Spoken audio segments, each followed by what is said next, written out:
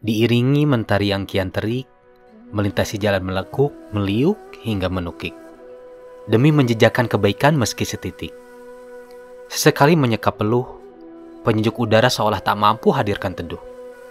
Jika teringat kisah perjalanan ulama hingga kaki melepuh, rasa-rasanya tak pantas bibir mengucap keluh. Sambutan pohon bambu melantunkan desau. Lelah, pegal, kantuk pun terhalau. Bincang ringan tetapi mencerahkan bersama Ustadz menghapus risau. Tak sebanding dengan ilmu ulama yang demikian megah, bukan berarti tidak berhak turut sampaikan dakwah. Tak sesempurna ulama dalam rantai ilmu, terkadang membuat lisan keluh. Untukmu yang belum tertakdirkan mereguk ilmu di pesantren, sanad ilmu tidak di sana lagi jadi paten. Selama tetap ada mulazamah, di hadapan guru yang juga memastikan benarnya takopah, meski tak menggenggam secari kertas ijazah, kemudian beristiqomah, jangan pernah berhenti melangkah. Tetaplah berada di jalan yang ulama tempuh, walau tak tahu kapan berlabuh.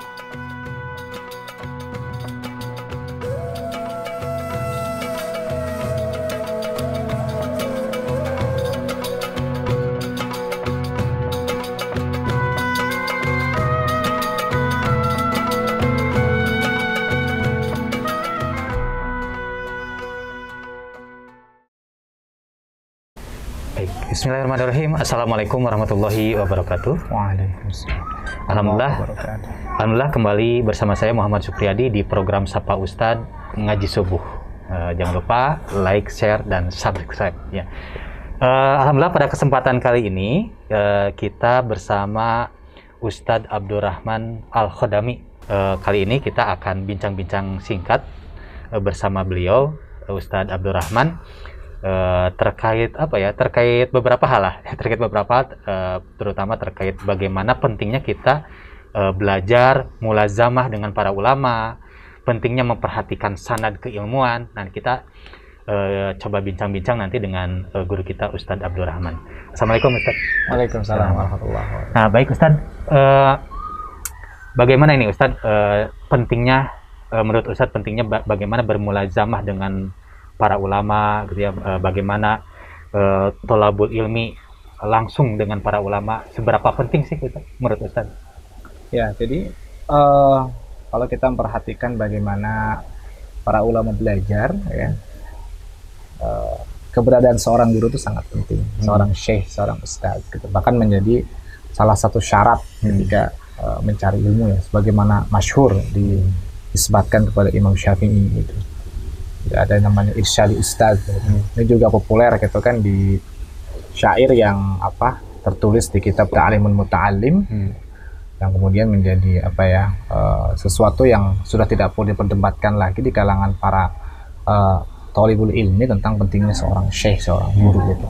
Artinya mungkin yang namanya belajar bisa saja tanpa guru gitu, tapi banyak hal yang tidak bisa digantikan dengan keberadaan seorang guru ya, terutama misalnya bagaimana kita meneladani adab dari seorang guru gitu ya, karena kan bukan hanya ilmu yang kita harus dapatkan, tapi juga bagaimana ilmu hidupnya itu. Artinya bagaimana si ilmu itu diamalkan dalam kehidupan gitu. Itu kan jelas tidak bisa dengan hanya sekedar membaca buku, membaca kitab gitu. Makanya ada istilah orang yang belajar dengan buku saja disebut dengan sohafi, ya, artinya orang yang hanya bersandar pada suhuf ya, sohifah. Ya sebenarnya secara mudahnya kita bisa temukan betapa pentingnya seorang guru adalah ya siapa yang bisa mengecek gitu ya, siapa yang bisa recheck pemahaman kita. Apa yang kita baca itu betul tidak sih? Ya. Kalau kita baca sendiri, ya mungkin siga-sigana benar gitu. Tapi kan kita tidak tahu. Gitu. Ya.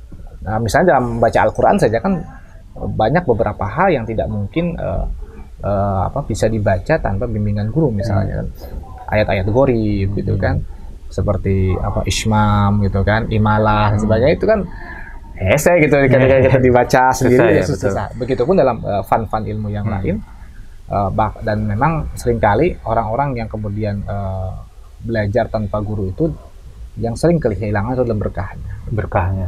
Ya, karena memang tadi ada adab gitu kan, bagaimana saya menghargai ilmu, menghargai ulama, bagaimana berinteraksi gitu kan dalam majelis ilmu dan sebagainya. Justru tuh terkadang itu yang lebih apa ya, lebih bisa menjadi keberkahan bagi ilmu sendiri. Meskipun sekali lagi bisa jadi memang orang mendapatkan ilmu yang banyak dan tanpa adanya seorang guru bisa jadi. Apalagi sekarang di dunia virtual, di dunia YouTube ya, di dunia sosmed gitu ya, banyak orang sangat mudah dipermudah dengan akses ilmu gitu ya. Namun tetap saja kalau misalkan tanpa guru atau tanpa musyrif, bisa dikatakan seperti apa Ustadz? Apakah hilang berkah atau misalkan tetap aja kurang gitu atau bagaimana Ustadz? Ya selain memang masalah keberkahan ya tadi ya. Bagaimana kemudian pemahaman itu bisa 100% seperti apa yang diinginkan oleh sang mu'alif kitab, itu kan perlu orang-orang yang pernah belajar kepada penulis tersebut gitu. Nah makanya di situ ada istilah sanad itu kan begitu. Ya, apakah betul bahwa yang dibaca ini seperti itu maknanya gitu? Karena bisa jadi bukan gitu. Karena kan biasalah ada istilah khusus yang tidak bisa dipahami sekedar makna bahasa gitu kan. Harus kemudian dipahami menurut istilah fan ilmu itu gitu kan. Belum lagi masalah mudah dan sulit gitu. Terkadang apa yang sulit ketika kita belajar sendiri itu ada kemudian jadi mudah ketika ada seorang guru gitu. Dan banyak hal sebenarnya yang jelas adanya guru itu sebetulnya lebih kepada tadi ya, memastikan bahwa ilmu kita itu memang sampai kepada Rasulullah SAW. Itu yang paling penting sebetulnya. Masya Allah ya. Terkadang begini Ustadz, sempat saya menemui ada seorang katakan pemuda yang girohnya mencari ilmu, katakan bisa jadi baru hijrah ya. Saya tanyakan kepada beliau tuh, antum belajar di mana? Saya mah belajar di mana aja katanya. Kadang di YouTube, di Facebook, ya kadang baca-baca buku. Gurunya siapa? Ya siapa aja katanya, liga tentu. Nah ini kalau seperti ini bagaimana Ustadz? Tanpa ada seorang misalkan yang memusyrifi, yang intens, bagaimana dia itu intens dengan ulama tertentu gitu. Ya, emang yang boleh apa tidak gitu Ustadz seperti itu kalau belajar seperti itu? Ya itu bisa dilakukan jika dia sudah punya pemahaman yang cukup dan punya kemampuan untuk memilih. Masalah besarnya adalah ketika orang misalnya hari ini tidak punya guru yang jelas, dari mana ia bisa memilih ilmu yang harus ia terima gitu. Ya, dengan kemampuan yang misalnya tidak ia miliki, ya bagaimana misalnya apa yang ia dengar itu benar, apa yang itu tepat gitu kan. Gitu. Ukurannya dari mana gitu. Masalahnya kan di situ. Kalau misalnya orang sudah punya kemampuan misalnya, silahkan saja. Artinya kita sudah ada dasar, sudah ada kaidah, kita mendengar dari manapun. Tapi kalau kemudian belum, ya saya katakan akan merepotkan diri sendiri gitu. Al-Fakir dulu pernah mengalami hal seperti itu. Gitu. Bagaimana membaca sendiri gitu kan, bagaimana belajar sendiri. Memang seperti banyak ilmu tapi pada faktanya ya rumit gitu. Ya. Salah-salah kemudian tanda kutip gitu ya. Bisa sesat gitu karena memang ya yang dibacanya apa gitu. Bener gak sih gitu. Ya bayangkan saja saya pribadi misalnya kelas 6 SD awal SMP yang dibaca-baca kajiannya tentang filsafat misalnya. Fikihnya perbandingan mazhab. Nah, itu kan sebenarnya terlalu tinggi. Salah-salah ya memang malah jadi bingung sendiri. Benar. Karena memang mungkin ada tartib ilmu ya Ustadz, mungkin untuk bagi seorang pembelajar ada tartib apa dulu mungkin kalau dulu saya mengetahui mengenalnya dengan istilah fan ilmu. Bagaimana Ustadz? Ya betul. Jadi artinya ada hal-hal yang harus dilalui dulu. Ya seperti misalnya gini. Kita belajar fikih misalnya. Ya tentu tidak bisa kita orang awam disuruh misalnya belajar fikih dari Al-Quran dan Sunnah secara langsung. Ya ira sholatna gitu. Artinya kan dari satu ini gitu kan, nyari dari lagi, belum ada perbedaan pendapatnya, ya ira amalna gitu kan. Itu kan memang menyulitkan. Makanya kenapa ada istilah matan, kemudian ada syarah dan seterusnya. Artinya keberadaan guru tertib seperti itu awalnya memang untuk memudahkan. Dan lebih daripada itu tadi seperti Al-Fakir sampaikan, ini untuk menjamin kita bahwa apa yang kita terima itu adalah memang dari Rasulullah SAW. Kenapa? Karena inilah yang membedakan kita dengan umat yang lain gitu. Jadi sanad di antaranya itu memang bahwa apa yang kita kaji, apa yang kita pelajari itu ada sandarannya hingga ke Rasulullah SAW. Karena kalau tidak demikian, ya setiap orang bisa ngomong apapun, jadi bahasanya begitu. Jadi kalau orang tidak punya sanad, artinya tidak punya guru yang memang bisa bertanggung jawab sampai ke atas, meskipun bisa jadi guru dengan murid berbeda pendapat gitu. Tapi artinya memang ada jalurnya gitu. Orang bisa ngomong apa saja gitu. Ya setiap ini pendapat saya ya, kan begitu kan, pasti begitu. Dan nggak ada ujungnya gitu. Nah, itu yang kemudian yang dilakukan oleh para ahlul ra'yi yang memang tanda kutip ya, ahlul ra'yi yang memang tidak bersandar pada athar misalnya. Para filosof seperti misalnya yang dulu kemudian dianggap bermasalah oleh sebagian oleh para ulama gitu. Karena tadi gitu.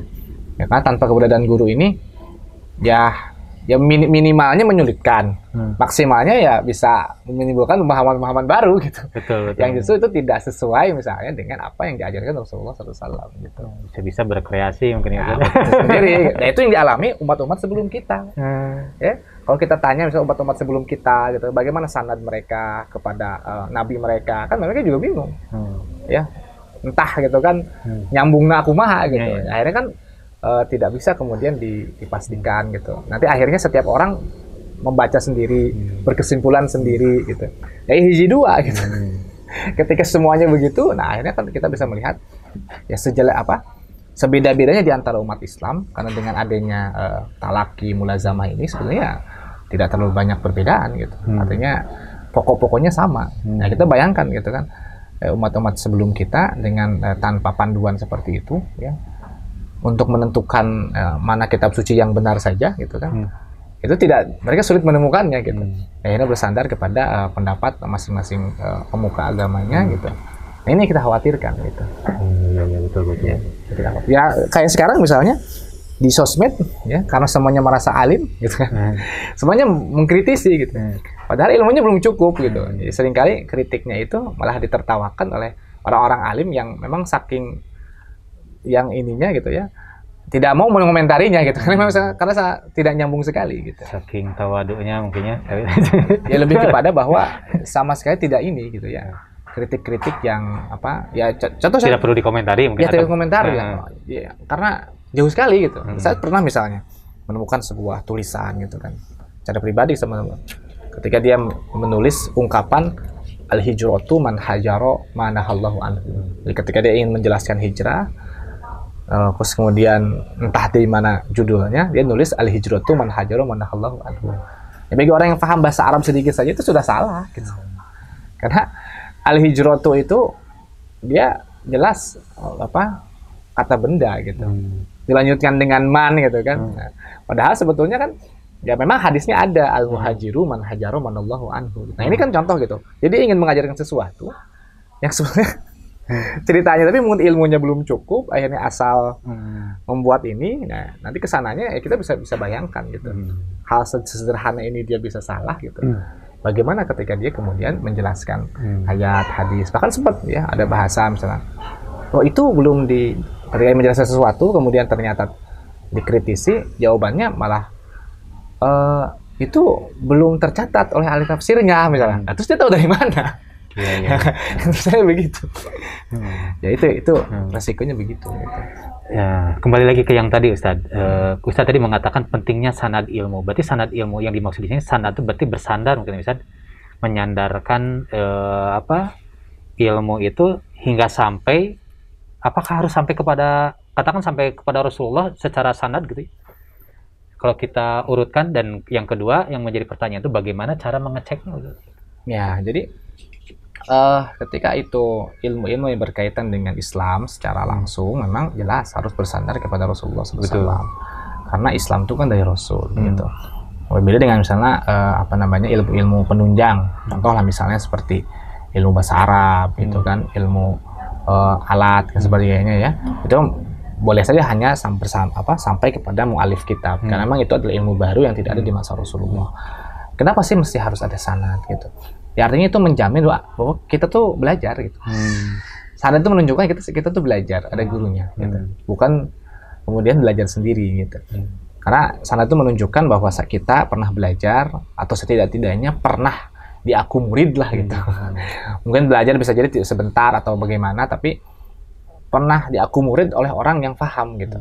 Karena memang sanad itu sebetulnya kan berawal dari kebiasaan para ulama terdahulu dengan ijazah ilmu sebetulnya. Maksudnya adalah bahwa Anda telah belajar kepada saya dan berhak mengajarkan apa yang saya ajarkan kepada kamu dulu gitu. Maka dengan ini kau boleh mengajarkan ke orang yang lain. Nanti bentuk yang menyesat itu seperti itu sebetulnya. Jadi menjamin bahwa kita itu memang belajar belajar ini ada sambungannya. Gitu. Dan bagaimana cara kemudian mengeceknya ya sebetulnya syarat-syarat ini tertulis sebetulnya. Tertulis ya. Tersampaikan. Selain riwayatnya juga tertulis. Ada apa namanya? Sudah menjadi tradisi Ustaz setiap sanad itu dituliskan oleh demikian yang mengijazahkan terus demikian. Apa yang seperti itu sampai ya? hari ini gitu. Oh, begitu ya. Sampai hari ini gitu. Jadi kalau kita pernah belajar kitab Bukhari misalnya. Ya ada sanadnya sampai ke penulis Al-Bukhari gitu. Ketika memang diberikan diizinkan untuk mendapatkan sanad. Tapi sebetulnya meskipun mungkin tidak diijazahkan, kalau memang pernah belajar gitu ya, pernah sama atau pernah membaca kepada guru yang punya sanad, sebetulnya dia sejatinya punya sanad gitu. Meskipun mungkin belum sampai diijazahkan gitu. Karena kan sebenarnya ijazah itu bentuk ketiga. Bentuk pertama itu kan membacakan. Jadi mendengarkan dari guru gitu. Kalau kan selalu begitu, jadi guru membacakan, murid mendengarkan, atau nanti muridnya yang membacakan, guru mendengarkan. Ya, kalau kita lihat seperti Imam Syafi'i dengan Imam Malik kan begitu. Bagaimana Imam Syafi'i datang kepada Imam Malik membacakan Al-Muwatta gitu kan. Nah, Imam Malik mendengarkan gitu kan. Maka dari situ disebutkan kalau Imam Syafi'i dari Imam Malik selalu dengan bahasa akhbarona Malik gitu. Artinya beliau telah membaca kitab Muwatta gitu Imam. Meskipun sekali lagi pendapatnya belum tentu sama gitu. Yang menunjukkan bahwa memang Imam Syafi'i itu muridnya Imam Malik. Dia tidak misalnya manggih di mana gitu kemudian kita baca gitu kan. Ya, masalahnya kita kalau membaca seperti itu tidak boleh sembarangan mengatakan saya muridnya siapa gitu. Karena beliau juga nggak tahu gitu. Ya bukan apa-apa kalau misalnya ilmunya pas sih tidak masalah.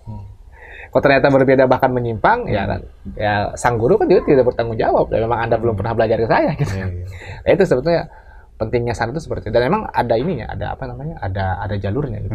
Sampai misalnya generasinya siapa? Imam ya kalau di Purwakarta ya. Iya betul. Muhammad Tubagus Ahmad Bakri Sempur misalnya, yang sejaman dengan Kiai Haji Asy'ari, Kiai Haji Ahmad Dahlan atau mungkin Mama Abdullah bin Nuh itu kan sejaman itu. Ya ada sanad itu ada gitu. Sampai catatan sanad itu ada gitu. Bahkan termasuk ke bawahnya itu masih ada gitu. Dan di antara yang sering Al-Fakir kutip adalah kitabnya Imam Syekh Muhammad Yasin Al-Fadani gitu. Beliau punya banyak tulisan tentang sanad, di antaranya Al-Iqtul Farid. Dari situ memang banyak tuh sanad-sanad ulama Nusantara gitu. Yang sering memang Al-Fakir jadikan rujukan untuk mengetahui bagaimana sih gitu para ulama tersebut yang mengambil ilmu gitu. Memang ada catatan gitu ya. Nah, kalau para ulama Nusantara ini sanadnya kalau sampai biasanya muaranya itu ke mana Ustaz? Kalau ke imam mazhab apa gitu? Ya, sebelum ke mazhab memang rata-rata para ulama Nusantara itu secara umum itu sanadnya ke Hijaz. Ke Hijaz. Ya, Mekah atau Madinah, khususnya Mekah ya. Bisa Mekah, bisa Madinah gitu ya. Nanti dari Mekah sendiri atau Madinah nyambung juga ke Mesir sebetulnya. Ke Al-Azhar. Ujungnya tetap ke sana gitu. Oh, kenapa ke Mesir Ustaz? Karena memang guru-guru di Mekah, guru-guru di Madinah ya guru berasal atau guru-gurunya dari Mesir. Ya, sebenarnya gini. Sekarang ada tren ya, misalnya kuliah ke Mesir gitu ya. Itu baik gitu. Nah, tapi tidak boleh ada perasaan bahwa kalau kita belajar di Indonesia saja misalnya dianggap kita mah nggak level, agak kurang gitu kan. Ya kadang-kadang misalnya merendahkan orang yang mungkin tidak pernah belajar di Mesir. Ya sejatinya pesantren-pesantren Indonesia itu punya sanad Mesir sebetulnya. Ya meskipun tidak langsung gitu. Jadi ke Imam Al-Bajuri, Syekh Bajuri itu ada sanadnya, ulama-ulama Nusantara itu. Atau mungkin Syekh Ahmad Syekh Ahmad bin Hijaz Asy-Syarqawi, Syekh Abdullah bin Hijaz Asy-Syarqawi. Itu juga sama gitu. Artinya ada sambungannya gitu. Iya. Meskipun mungkin bisa jadi ya ada kiai gitu yang belum pernah ke Mesir gitu ya. Iya ya di kita ulu kutak cek orang Sunda sama di dia gitu kan. Di Tatar Sunda gitu kan. Ya bukan berarti tidak punya sanad ke sana. Karena rata-rata kan kitab-kitab yang sampai kepada kita ya akhirnya kitab-kitab ya lulusan Mesir sebetulnya. Ya, nama-nama semacam Imam Ibnu Hajar Al-Asqalani gitu ya. Kalau nama-nama mungkin yang di hadapan ini nih, kitabnya nih yang berjajar gitu. Imam Ibnu Hajar Al-Haytami, kemudian Imam Al-Khatib Asy-Syarbini. Itu kan ya ulama-ulama lulusan Al-Azhar. Ya, gitu ya. Memang sisi mazhab memang kalau di Nusantara rata-rata mazhab Syafi'i gitu. Iya. Karena Mekah dengan Mesir gitu. Karena begini Ustadz, kemarin saya coba baca buku sebelum ini baca buku bagaimana para ulama Nusantara, kebanyakan mereka itu katakan misalkan studi atau ya dalam pencarian ilmunya tuh banyaknya tuh ke Mekah gitu, ke Hijaz. Apakah memang seperti itu? Ya memang demikian ya, sampai masa-masa sempurna itu masih berjalan, bahkan masa setelahnya masih. Ya sampai ini aja lah, sampai terjadi perubahan lah ketika misalnya adanya Khilafah Utsmaniyah kemudian runtuh itu, ya akhirnya Mekah kemudian tidak di bawah pemerintahan Islam yang sedunia itu gitu kan. Memang akses ke Mekah jadi sulit. Beda dengan sebelumnya gitu. Sebelumnya ke Mekah itu ya seperti kita lah, dari Jogja ke Purwakarta ke Padang gitu. Ya masa-masa berikutnya memang ya menjadi tidak mudah akses ke sana, mukim di sana gitu ya. Ya apalagi dengan perbedaan mazhab yang diambil oleh penguasa berikutnya gitu kan. Memang rata-rata emang ke Mekah rata-rata gitu. Dan itu sudah terkenal gitu. Iya. Ustadz, ini kadang ada jadi pertanyaan bagi saya, mungkin ngeganjel gitu bisa dikatakan gitu. Nah kan sanad itu ada yang mungkin sanadnya pendek. Kalau di hadis itu ada sanad Ali, ada sanad Nazil gitu ya. Ada yang pendek sanadnya, ada yang harus ini dulu, keliling dulu gitu. Nah ini akan bisa aja memungkinkan gitu ya Ustadz, ketika sanadnya panjang itu menjadikan ilmu itu terdistorsi atau ya atau berkurang lah gitu ya, yang semestinya katakan A menjadi A minus mungkinnya ketika ke bawah tuh. Ini bagaimana mengeceknya Ustaz? Ya makanya nanti ini apa namanya, ya sebenarnya masalah Ali dan Nazil itu di kalangan ahli hadis memang disukai gitu. Tapi tidak selalu ya bahwa Nazil itu selalu lebih buruk dibanding Ali gitu. Dalam konteks hadis iya gitu, tapi dalam konteks fikih beda lagi gitu. Imam Ahmad itu lebih memang kalau sisi hadis tidak meriwayatkan dari Imam Syafi'i. Ya, dalam kitab Al-Musnad misalnya nggak ada. Yang Bukhari juga gitu, Imam Muslim gitu. Tapi kalau Imam Ahmad untuk fikih tetap Imam Syafi'i gitu. Karena memang Imam Syafi'i kan sanadnya selalu ya kadang nazil kesebutnya lah, karena biasanya 4 atau 5 gitu. Lebih dibanding yang lain gitu.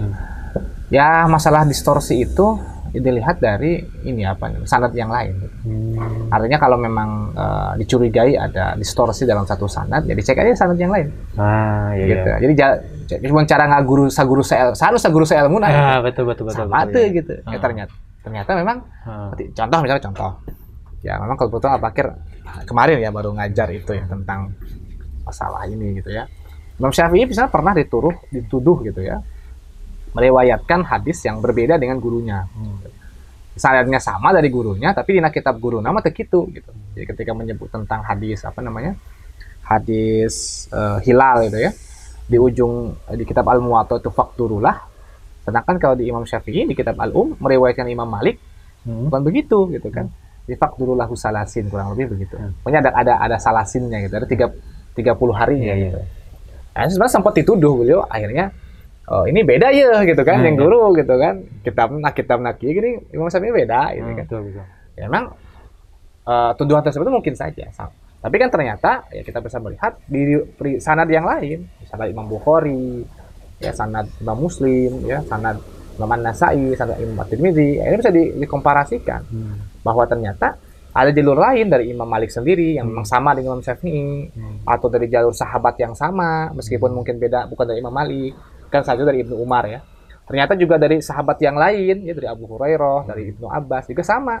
Ada penjelasan bahwa yang dimaksud dengan menyempurnakan itu, memperkirakan itu adalah digenapkan 30 hari. Nah, ini kan bisa ditemukan ternyata tidak ada distorsi di sini gitu. Jadi Imam Syafi'i tengarang-arang ya gitu kan. Hanya mungkin memang yang di kitab itu begitu. Jadi bisa dikatakan bahwa Imam Malik itu meriwayatkan dua lafaz gitu, ada lafaz 1 atau lafaz 2 gitu. Nah, memang di situ dicari sanad yang lain. Atau kalau tidak ketemu di sanad yang level ini, level atasnya nggak sampai level atasnya lagi gitu. Tapi kita bisa menunjukkan ini tidak distorsi gitu. Di sana sih. Iya. Dan bisa dikatakan mungkin ilmu itu sampai kiamat akan tetap terjaga Ustaz, karena dengan uraf itu tuh. Ya, Bisa demikian. dengan uraf itu ya saling mengecek antar sanad gitu ya. Ya. Iya, jadi sampai kapanpun ilmu itu akan tetap terjaga dengan istilah dan dengan kesanadan ini Ustaz. Ya, jadi misalnya ketika orang bilang, oh kata Kiai Anu begini gitu kan. Bener nggak? Memang pernah ketemu? Kapan ngajinya kan gitu kan? Di mana ngaji apa kan gitu? Ih, bener saya pernah ketemu, saya muridnya gitu kan. Tapi kita sebenarnya ragu. Ya cek aja ke murid yang lain. Gitu kan? Wah muridnya. Betul begitu? Guru ngomong gitu? Ah, tuh gitu cenaan. Ketika kemudian akhirnya ada yang lain, kita bisa melihat, kita bisa membanding-banding ternyata oh orang tersebut telah melakukan distorsi misalnya, kan bisa kelihatan dengan adanya apa jalur seperti ini. Nah, yang repot tadi ketika memang tidak ada sanad, ya tidak ada kepastian dengan guru, kan tidak bisa seperti ini. Kita cek recheck seperti ini gitu, karena semua sama-sama merasa benar dari pembacaan kitab tersebut. Nah, dan mungkin yang tetap yang dikedepankan itu ketika berhujah, bagaimana Ustadz mengukurnya dari sisi benar atau lebih sahih atau tidaknya Ustadz, ketika kita mungkin bagi kita untuk melihat bagaimana siapa nih hujah yang lebih kuat yang bisa diterima, ini dari sisi apanya Ustadz? Yang jelas pertama jelas sisi argumentasi. Argumentasinya. Ya, hujahnya bagaimana. Kemudian yang kedua, ya siapa yang menyampaikannya. Ya artinya kan dalam Islam selalu begitu. Ya, jadi memang pertama tentu dilihat dari sisi isinya, materinya. Kemudian yang kedua, siapa penyampainya. Ya, karena bisa jadi materinya benar, tapi kalau penyampainya tidak siqah, ya orang fasik misalnya, orang gila, gitu kan, orang kafir misalnya. Meskipun mungkin yang disampaikannya benar, dalam tradisi keilmuan itu tidak bisa diambil gitu. Ya, dipertanyakan mungkin ya, dipertanyakan karena kita kan khawatir juga gitu. Ini jangan-jangan ada yang ditutup-tutupi dan sebagainya gitu kan. Memang kan begitu. Dalam kasus hilal aja kan begitu. Ada orang fasik ya, apalagi orang kafir memberitakan hilal, bisa jadi hilalnya mah ayah gitu. Tapi karena memang posisinya yang menyampaikannya, memang dalam berguru itu begitu. Kalau dalam mencari kebenaran, kita lihat adalah argumentasi atau hujah.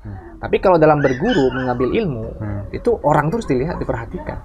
Ya, termasuk misalnya ketika ada perbedaan antara dua guru gitu. Maka yang dilihat adalah bisa jadi mana yang paling paham, mana yang paling waro kan gitu. Mana yang paling kemudian solih gitu kan di antara mereka gitu. Sehingga kita bisa melihat oh ini yang mungkin lebih lebih kuat. Ketika memang kita ragu gitu. Jadi setelah kita meneliti argumentasi kayak ini sebenar kabeh gitu kan, guru ketemu guru sebenar kabeh, tapi ya lihat mana nanti dalam masalah ini mana yang lebih paham faktanya, betul kan, atau mana yang lebih jelas dalilnya gitu kan, mana yang paling tinggi keilmuannya. Nanti kita bisa memilah-milah di situ. Ya, karena bisa jadi gini, bisa jadi dalam satu masalah guru A lebih baik dibanding guru B. Masalah lain tidak demikian. Karena masing-masing gitu kan. Terutama masalah fakta misalnya kan. Oh iya mengis pengalaman meureun masalah eta ieu henteu gitu kan. Tentu kan bisa begitu gitu. Ya, bahkan baru-baru ini saya juga melihat ini sama-sama guru saya ini, tapi kok ini beda pandangan gitu ya. Nah, mungkin dilihat dari sisi tadi hujah atau pendalilan, yang kedua pemahaman faktanya itu Ustaz mungkin ya. Argumentasi mungkin bisa dikatakan seperti itu ya. Nah, ini bagi kami ini yang awam pembelajar, seperti apa Ustaz menyikapinya dalam hal bersanad gitu ya. Harus seperti apa Ustaz di dalam hal sanad ilmu, tahapan-tahapannya bagaimana Ustaz? Ya, jadi sebenarnya intinya begini, sanad itu bukan main aku-akuan sebenarnya. Kalau saya bersanad tuh panjang sanad gitu kan. Bawa guruna. Bukan itu, tapi intinya adalah gini. Sebenarnya sanad itu intinya adalah kita tuh belajar. Kita tuh belajar dengan metode yang memang ditetapkan oleh Islam. Ya. Nah, terlepas kemudian nanti bagaimana hasilnya itu nanti beda lagi gitu. Artinya gini, bisa jadi mungkin sanadnya banyak. Tapi sanadnya sanad tabarukan gitu kan. Sanad tabarukan tuh jadi ngajinya masa detik gitu kan. Pindah. Itu kan beda dengan orang yang mungkin sanadnya 1-2 gitu, tapi dia mendalam. Yang penting sebenarnya dari sana tuh aya guruna ngaji gitu. Jadi jangan sampai kemudian juga ngejar-ngejar sanad kesana kesini gitu kan.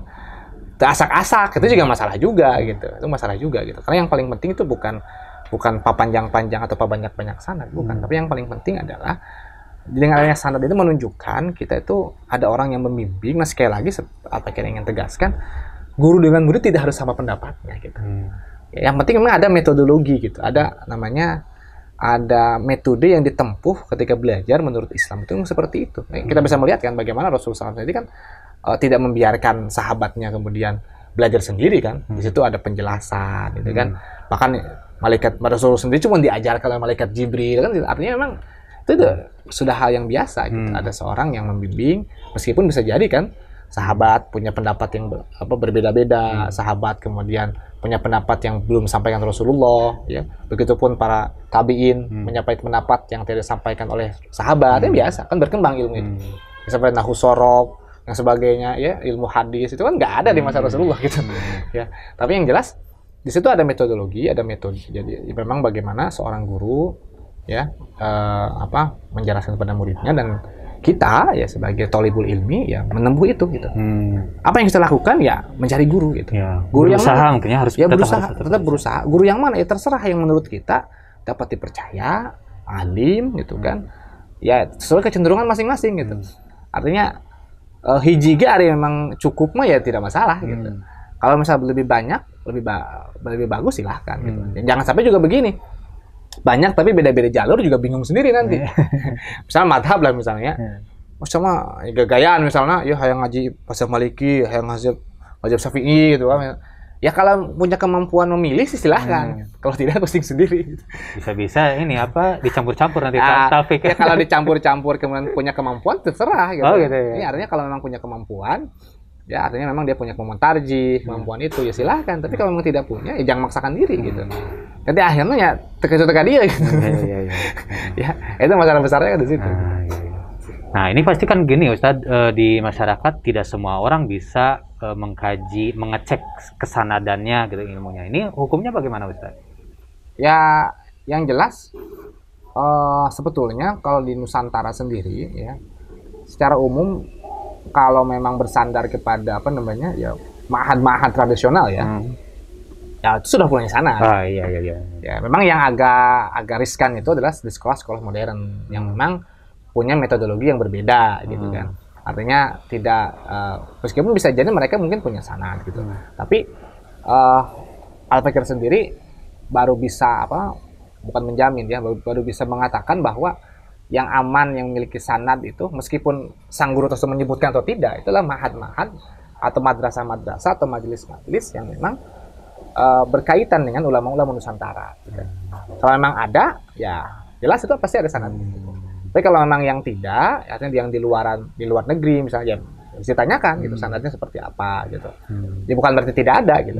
Memang harus dicek. Beda kalau yang memang yang berkaitan dengan ulama-ulama Nusantara. Karena kalau ulama-ulama Nusantara itu ulama besar yang seperti Syekh Nawawi Banten misalnya gitu ya, Syekh Arsyad Banjar gitu kan. Atau siapa lagi Syekh Abdul Rauf Singkel gitu kan. Itu memang ma'ruf gitu. Dikenal, sanadnya masyhur, ngeceknya gampang gitu, kitabnya ada gitu. Nah, kalau memang bukan mereka ya maka sang guru tersebut harus kemudian menjelaskannya gitu. Ya, menjelaskannya gitu. Nah, memang di situ masalahnya gitu. Iya. Nah, ini Ustadz, kalau saya kan lebih kepada ngaji itu lebih intensif, lebih kepada halqoh yang paling itu ya, yang paling intensif tuh ya. Katakan kalau ngalong dulu pernah ngalong gitu ya, ngalong. Tapi ya sekarang yang lebih intensif itu kan halaqah. Ada musyrib, ya ada seorang musyrib. Nah ini apakah memang ini juga mengikuti tradisi para ulama terdahulu? Ya katakan bersanad lah, kesanadan atau bagaimana Ustaz? Justru ini adalah sesuatu yang fenomena menarik yang yang Al-Fakir temukan gitu ya. Yang ini justru terobosan luar biasa gitu. Yang biasanya sanad itu milik ma'had tradisional gitu ya. Dengan tradisi tadi sebaiknya ada halaqah, ada musyrifnya gitu kan. Ya, ada kajian-kajian, ada gurunya, ada kitabnya gitu kan. Justru ini merupakan terobosan baru yang sehingga membuka jalur gitu ya, yang biasanya hanya di ma'had-ma'had tradisional sehingga bisa dinikmati oleh orang-orang yang tidak di ma'had tersebut. Karena memang saya katakan ya misalnya contoh ya sanadnya Syekh Taqiyuddin Al-Bahani rahimahullah taala, seorang ulama Palestina ya, lulusan Al-Azhar Mesir yang memiliki jamaah yang kemudian menggunakan pembinaan itu dengan kitab tertentu dan diwajibkan harus punya musyrif, ada gurunya. Nah, sebetulnya ini kalau dicontoh oleh semuanya itu bagus. Ini sama seperti misalnya Syekh Zakaria Al-Kandahlawi gitu ya. Dengan kitab-kitabnya ada apa? Fadhail Amal sebagainya. Di setiap orang itu kemudian membaca. Ya, itu semua itu hal yang dijaga. Artinya bisa dipastikan apa yang disampaikan oleh penerus-penerus beliau ini memang itu yang disampaikan oleh syekh tersebut. Ya, misal beda kalau misalnya ada ulama-ulama besar ya yang mungkin ilmunya luar biasa, tapi ada orang-orang yang mengaku sebagai penerusnya, tapi kalau ditanya belajar kitab apa dari beliau, ya nggak ada gitu. Ya terus dari mana? Ada, ya, justru kan begitu. Jadi ketika misalnya ada ada halakoh, ada musyrif, ya kemudian di situ musyrifnya tidak boleh mengajarkan kecuali yang pernah belajar kitab itu. Betul. Bahkan yang diizinkan, ya. Tidak setiap orang yang belajar kemudian diizinkan, tapi ketika memang sok kamu silahkan ajarkan kitab ini kepada si Anu, itu berarti kan itu izin. Kalau bahasa ulama tuh ijazah gitu. Ijazah. Iya. Terus misalnya ketika sang muridnya pasti membaca, itu namanya qiraah ala syekh gitu. Itu kan jenis kedua gitu. Jadi bagaimana seorang murid membacakan fakroh kitab kepada gurunya gitu kan, sehingga nanti guru mendengarkan, bahkan mungkin membetulkan bacaannya gitu kan. Terus ketika kemudian selesai, syarahnya dijelaskan dari gurunya, gitu kan. Itu berarti sama gitu, mendengar dari guru. Itu tradisi dahulu bisa dikatakan tradisi ulama salaf mungkin. Ya, memang demikian. Memang demikian. Ya bisa jadi mungkin saya teman-teman tidak merasakan bahwa itu ternyata yang sudah dilakukan di dunia halaqah misalkan ya, ternyata itu tradisi para ulama salaf mungkin ya. Ya demikian, artinya ketika mendengar dari guru berarti itu sama. Itu kan jenis pertama. Ketika membacakan kitab berarti qiraah ala syekh, itu jenis kedua.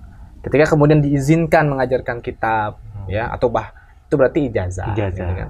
Bahkan atau kadang-kadang misalnya ada justru misalnya ya bagi murid tertentu yang sudah memenuhi kualifikasi, dah kamu justru bukan hanya diizinkan tapi diharuskan mengajarkan kitab-kitab seluruh kitab yang memang yang menjadi kitab pembinaan misalnya. Itu kan tuh ijazah.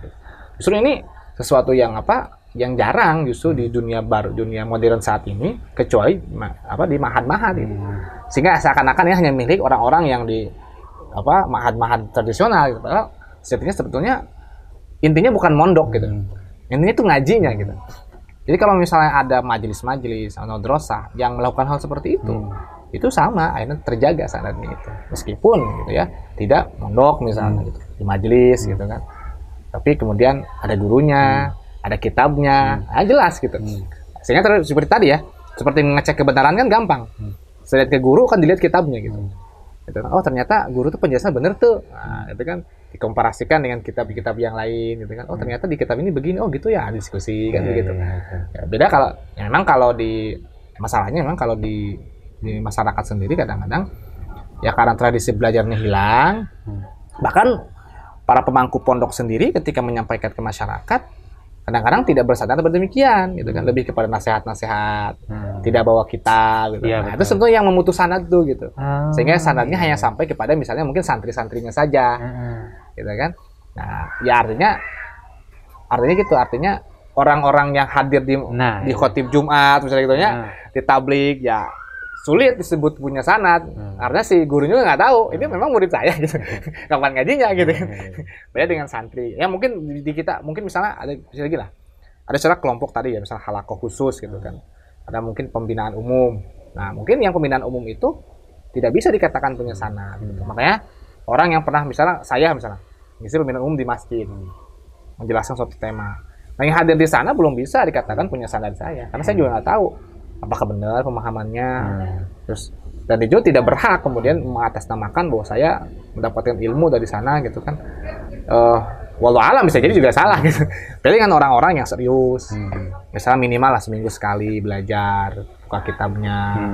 Itu justru itu yang terjaga sanadnya. Bisa lah dianggap sebagai muridnya gitu. Ya mungkin seperti itulah gambaran. Ya. Tapi mungkin begini Ustaz, kalau di masjid-masjid atau seperti khotib itu kalau sekedar tabligh tidak masalah, mungkin dalam rangka dakwah tidak menyampaikan silsilah sanadnya mungkin begitu ya Ustaz. Hanya saja bagi pembelajar penting juga memperhatikan tadi sanad keilmuan gitu mungkin Ustaz. Nah, Ustaz tadi kalau misalkan di dunia halaqah nih ya, saya misalkan halaqah ke musyrif ke musyifnya lagi terus katakan sampai ke Syekh Taqiyuddin An-Nabhani gitu ya. Nah, dari Syekh Taqiyuddin An-Nabhani juga sendiri sanadnya bisa dikatakan apakah sanad sampainya ke siapa Ustaz? Ya. Kalau Jadi, menurut penelitian pengamatan Ustaz. Sebenarnya sudah ada kitab yang membahas itu ya. Gitu ya. Ditulis oleh Al-Ustaz Al-Mukarram ya, Ahmad Sahreja ya, Ahmad bin Mukhtar. Namanya Lawami Nuril Masjidil Aqsa gitu ya. Tentang sanad Syekh Taqiyuddin An-Nabhani. Ya, yang Al-Fakir tahu memang beliau itu murid dari ulama-ulama besar Al-Azhar gitu. Salah satunya ulama terkenal di Nusantara ya, namanya Syekh Yusuf bin Ismail An-Nabhani gitu, Al-Azhari. Terus juga murid gurunya yang lain seperti Sayyid Muhammad Al-Khidir bin Hussein Al-Hasani Al-Idrisi ya. Salah satu rektor Al-Azhar dulu gitu kan. Ya, artinya kepada beliau-beliau akhirnya ya di antaranya itu ya, masih banyak lagi guru-guru beliau yang tersambung gitu. Jadi Syekh Taqiyuddin An-Nabhani itu ya sanad Al-Azhar gitu.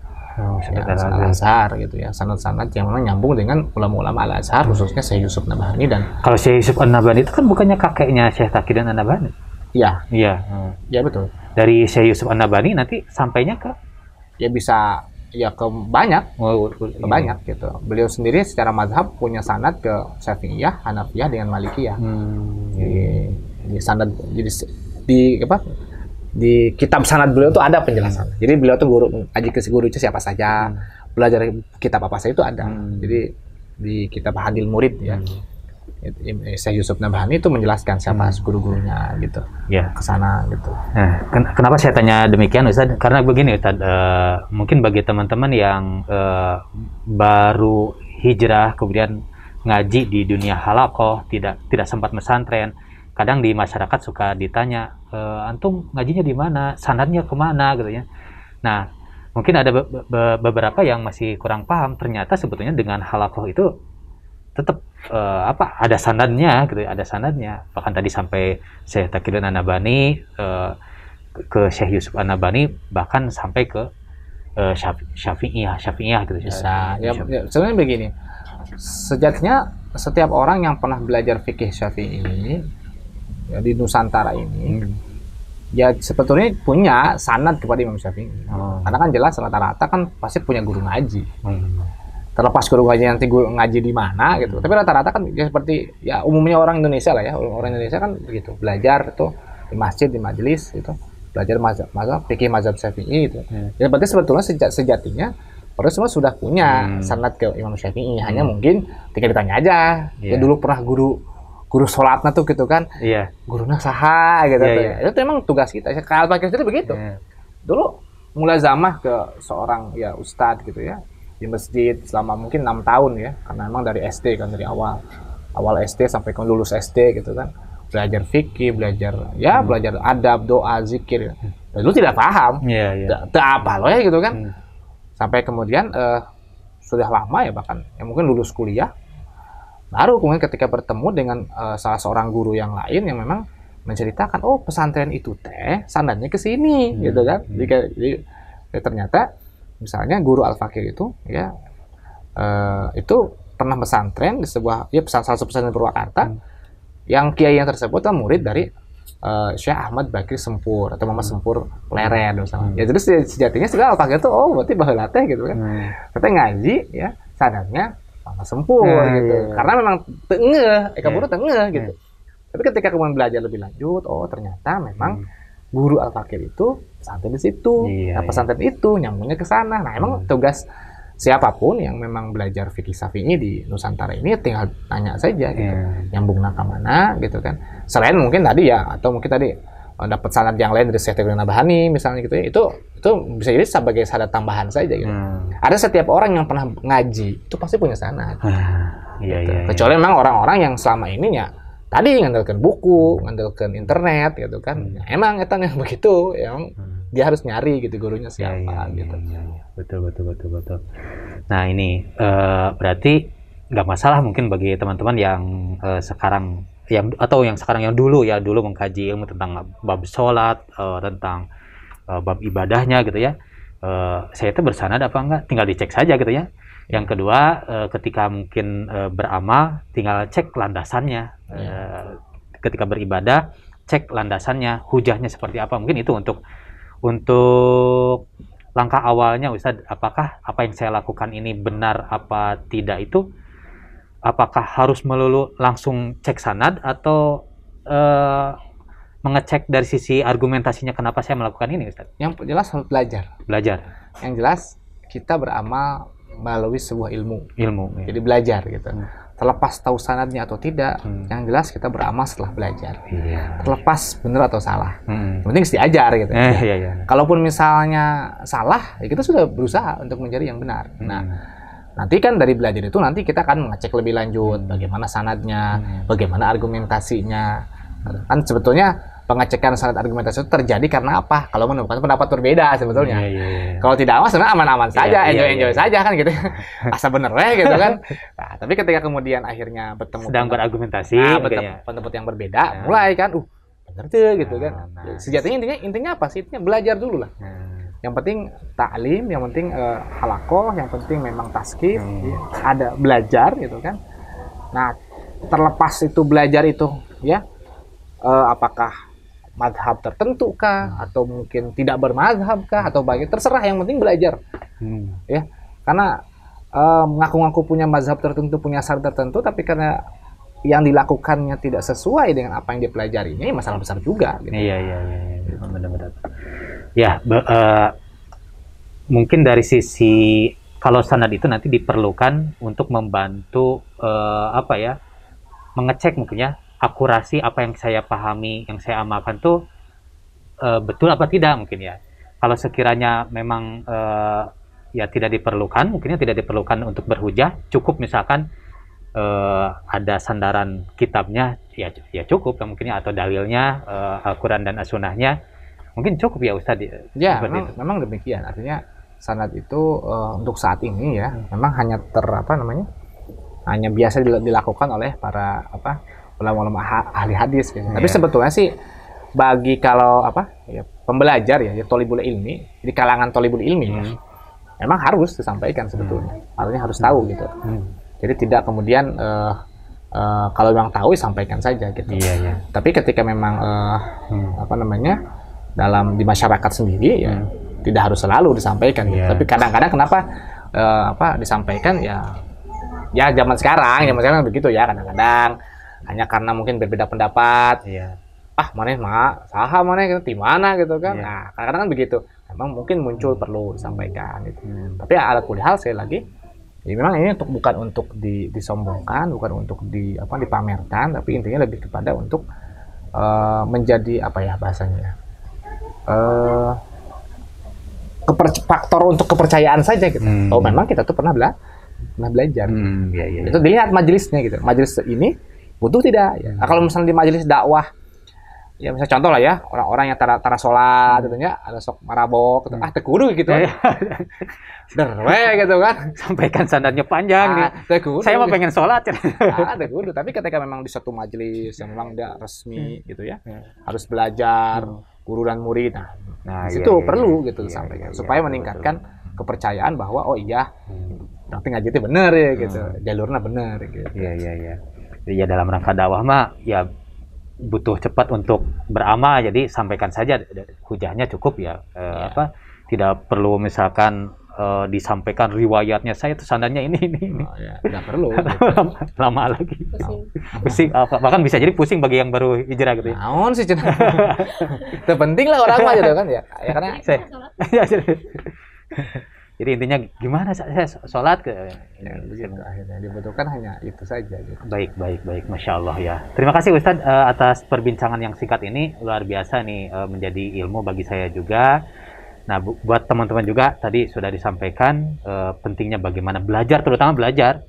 Nah setelah belajar baru untuk meraih keutamaan Ustadz, meraih keutamaan lebih afdolnya tadi hendaknya bersanad gitu ya, untuk lebih akurasi atau seperti apa Ustaz?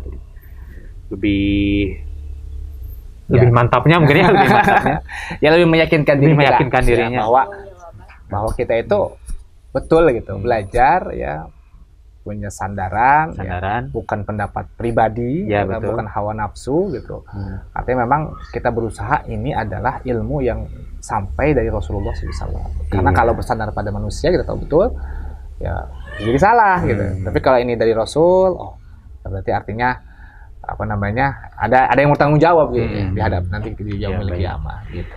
Baik, insya Allah perbincangan ini sangat bermanfaat buat saya pribadi dan insya Allah juga buat teman-teman semua. Baik Ustadz, ini ada titipan dari jamaah ngaji subuh berupa hibah kitab ya Ustadz. Ya, yang pertama, saya sendiri sebetulnya belum pernah baca kitab Tahzibul Tahzibut tahzib. Tahzibul Tahzibut tahzib. Kitab apa itu ada?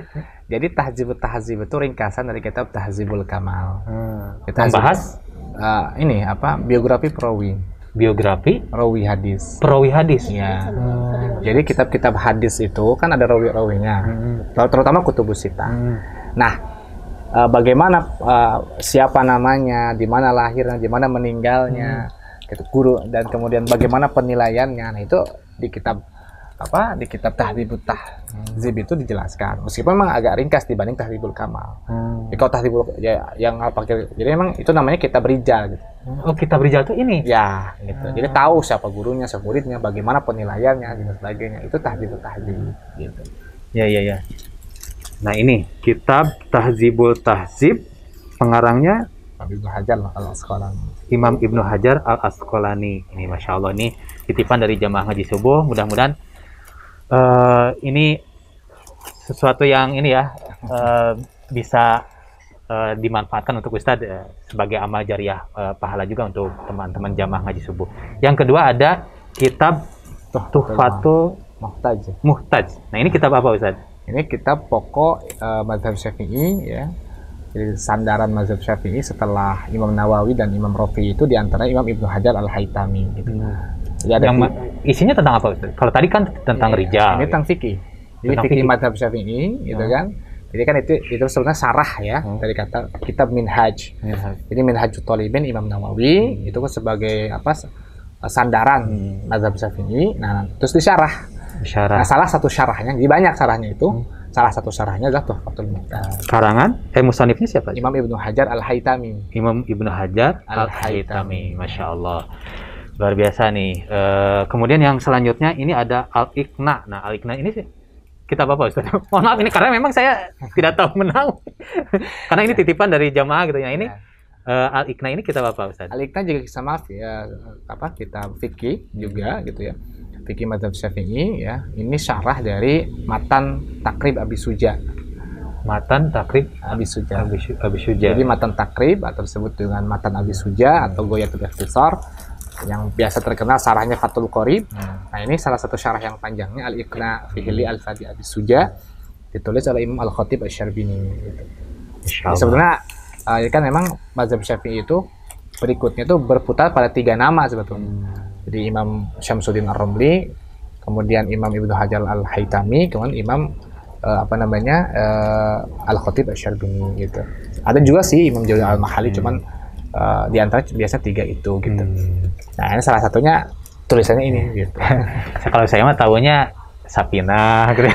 Ya, Kita Sapinah, Kifayatul Akhyar. Nah, Kifayatul Akhyar itu sarah dari Takrib juga, cuman yang lebih pendek dibandingkan ini.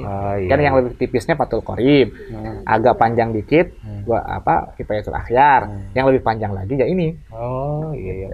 Kalau saya dulu ngaji aja dulu, ngaji Sapinah, Kifayatul Akhyar, dan tidak tahu teman-temannya tuh ini. Dan memang kalau tidak salah Al-Fakir memang di salah satu penelitian Al-Iqna itu adalah salah satu sandaran di masa Kesultanan Demak ketika melegalisasi hukum. Masya Allah. Salah satunya itu gitu. Katanya begitu. Gitu. Ya, luar biasa nih Masya Allah. Mudah-mudahan ini menjadi sesuatu yang sangat bermanfaat bagi Ustadz, dan ini juga menjadi ladang jariah pahala juga untuk teman-teman ngaji subuh. Barangkali Ustadz ada yang ingin disampaikan untuk teman-teman atau jamaah ngaji subuh, wabil khusus untuk yang sudah berdonasi untuk program hibah kitab ini, silakan Ustadz. Baik, pada para sahabat-sahabat sekalian di ngaji subuh ya, jazakumullah ahsanal jaza ya atas amal jariahnya ya. Mudah-mudahan Allah memberikan yang terbaik ya, balasan terbaik dunia dan akhirat gitu ya. Mudah-mudahan ini jadi berkah buat semuanya gitu ya. Karena ini adalah sebuah ilmu ya. Ilmu itu ketika bermanfaat gitu ya, itu kan menjadi kemanfaatan buat semua gitu. Ya doakan Al-Fakir tetap istiqomah gitu ya. Namanya ya mengemban amanah ini gitu. Karena ya di zaman sekarang gitu ya, zaman sekarang gitu ilmu itu tidak lebih berharga dibanding yang lain-lain gitu. Ya pengemban ilmu itu memang banyak godaannya gitu. Ya mudah-mudahan istiqomah ya tetap memang senantiasa ya bisa berbagi gitu ya, dan doakan senantiasa tetap ikhlas, insyaallah ya, tidak tercampuri yang lain-lain, demikian ya.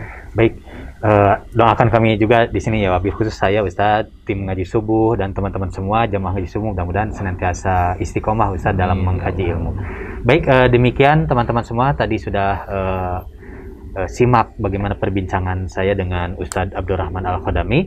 Kemudian juga tadi sudah disampaikan amanah dari jamaah ngaji subuh. Mudah-mudahan ini menjadi jariah pahala untuk teman-teman semua. Tetap keep stay tune di channel ngaji subuh di program Sapa Ustadz. Wassalamualaikum warahmatullahi wabarakatuh. Waalaikumsalam.